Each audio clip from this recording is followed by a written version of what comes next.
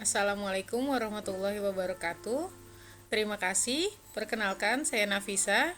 Saya akan mempresentasikan laporan kasus saya mengenai rhabdomyolysis pada COVID-19. Pentingnya urinalisis. Sebagai latar belakang, rhabdomyolysis merupakan kondisi nekrosis otot luas yang disertai pelepasan enzim intraseluler ke sirkulasi. Trias klasik rhabdomyolysis adalah nyeri otot, kelemahan otot, dan urin berwarna gelap, tetapi ini hanya ditemukan pada 10% kasus, dan ketajaman interpretasi urinalisis dapat membantu adanya penegakan diagnosis rhabdomyolysis. Tujuan laporan kasus ini untuk menampilkan alur penegakan diagnosis pada seorang pasien COVID-19 yang berawal dari pemeriksaan urinalisis. Kasus ini merupakan seorang laki-laki 50 tahun yang dibawa ke IGD dengan keluhan utama lemas sejak 4 hari sebelum masuk rumah sakit. Ia juga mengalami diare dan nyeri otot, dan sehari sebelumnya ia merasakan urinnya berwarna merah kecoklatan. Pasien juga mengalami demam tinggi dan batuk. Kemudian saat di IGD, pasien mengalami penurunan kesadaran dan kejang selama 3 menit. Kemudian diperiksakan urin ke laboratorium dengan keterangan riwayat kejang dan suspek COVID-19. Berikut adalah hasil urinalisisnya. Terlihat bahwa warna urin pasien kuning dengan berat jenis yang sangat rendah dan urinnya sangat encer. Kemudian eritrositnya terdapat 2-4 per lapang panang besar.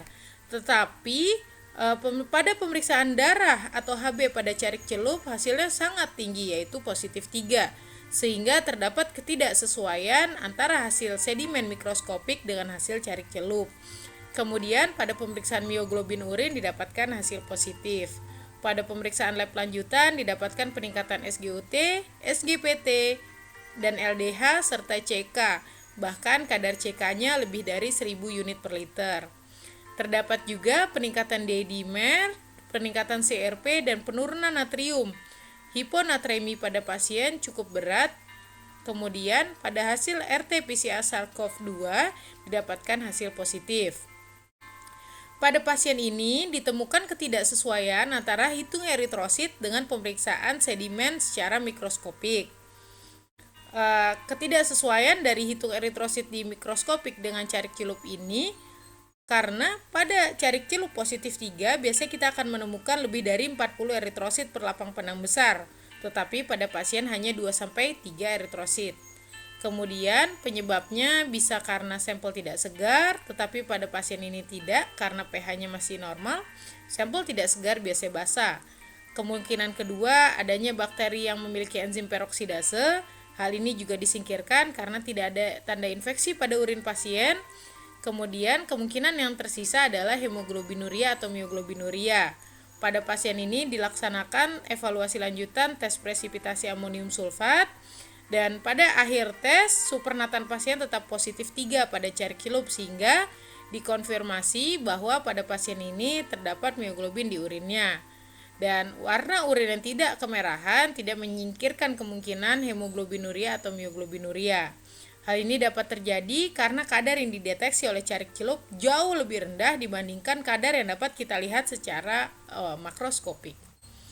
Kemudian ciri khas rhabdomyolysis pada pemeriksaan lab adalah peningkatan CK dan peningkatan kadar enzim otot lainnya.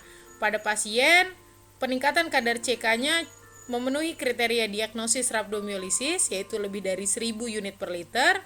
Juga terdapat peningkatan SGOT, SGPT, dan LDH yang sangat tinggi.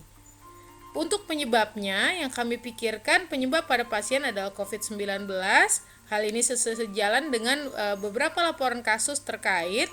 Kemudian, mekanisme penyebabnya kemungkinan pertama adalah invasi langsung oleh virus, inflamasi yang berlebihan yang menyebabkan efek toksik pada miosit, serta berkaitan dengan gangguan elektrolit yang sering ditemukan pada pasien COVID-19.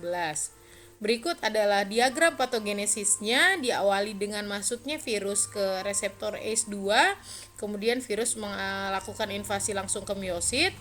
Virus juga dapat mengaktifasi angiotensin 2, mengaktifasi komplement, serta menyebabkan badai sitokin. Badai sitokin ini juga dapat turut berperan menyebabkan kerusakan pada sel-sel.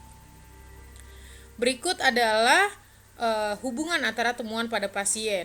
Diawali dengan ketidaksesuaian pada urinalisis, dikonfirmasi dengan tes presipitasi amonium sulfat, didapatkan mioglobinuria positif, dan disertai dengan pemenuhan kadar kriteria diagnostik definitif yaitu CK lebih dari 1000.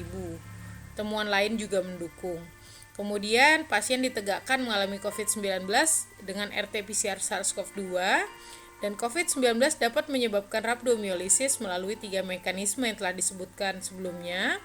COVID-19 juga dapat menyebabkan hiponatremia melalui mekanisme gangguan intake atau gangguan ekskresi natrium atau sindrom SIADH.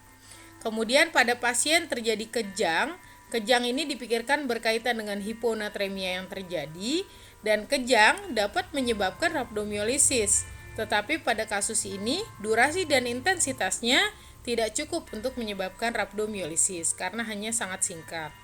Sebagai kesimpulan, laki-laki 50 tahun yang mengalami kejang dan konfirm COVID-19 ditemukan mengalami rhabdomyolysis. Rhabdomyolysis dapat terjadi akibat invasi langsung SARS-CoV-2, reaksi imun, atau imbalans elektrolit. Adanya ketidaksesuaian pada urinalisis merupakan temuan awal untuk kecurigaan adanya mioglobinuria yang perlu dilanjutkan dengan tes presipitasi amonium sulfat dan pemeriksaan CK untuk diagnosis definitif. Terima kasih.